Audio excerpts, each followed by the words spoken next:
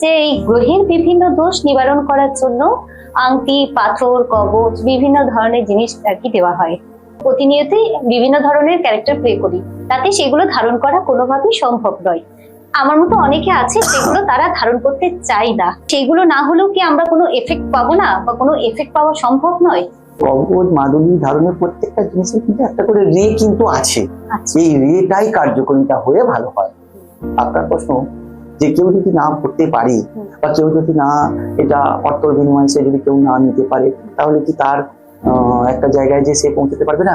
হ্যাঁ, পয়সা ছাড়াও কবচ, মাদুলি, কবচ না করেও কিন্তু একটা জায়গায় যে পৌঁছাতে যায়, সেটা হচ্ছে ম্যান অফ পাওয়ার, অর্থাৎ শক্তি। শক্তিটা কি না? মন্ত্র শক্তি বা ঐশ্বরিক পাওয়ার, ঈশ্বর জ্ঞান বা ধর্ম। যে যার ধর্ম, এখানে বৌদ্ধ, খ্রিস্টান, মুসলিম, হিন্দু বলে কোনো কথা নেই। সবাইকার ধর্ম, নিজের নিজের জাতি ধর্ম একটা করে আছে। প্রত্যেক ধর্মেরই একটা করে নিয়ম আছে। সেই নিয়ম ক্রমটা যদি আমরা মেনে চলি, তাহলে কিন্তু আমরা একটা জায়গায় গিয়ে পৌঁছাবো। এখানে গুরু কোথায় এসে যায়?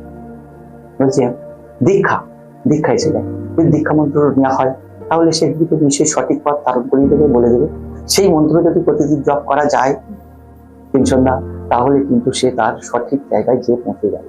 মন্ত্রশক্তি এমন একটা শক্তি। যেমন ধরুন লেখাপড়ায় অনেক সময় বলে যে এই নীল সরস্বতী কবচ পড়তে হবে, সরস্বতী কবচ পড়তে হবে। হ্যাঁ, অসুবিধা কিছু নেই। কেউ পড়তে পারলো না, তার একটা খরচা আছে, পড়তে পারলো না, ঠিক আছে, তার একটা মন্ত্র আছে, মন্ত্রটা পাঠ করুন। মন্ত্রটা পাঠ করলে নিশ্চয়ই সে সেই জায়গায় গিয়ে পৌঁছাবে এবং সে উপকৃত হবেই। যে কোনো সমস্যাই হোক না কেন, আমি সাধারণ লেখাপড়া দিয়ে বললাম, যে কোনো সমস্যাই হোক, মন্ত্র শক্তির মাধ্যম দিয়ে কিন্তু অনায়াসে সেই জায়গায় পার করে যাবে।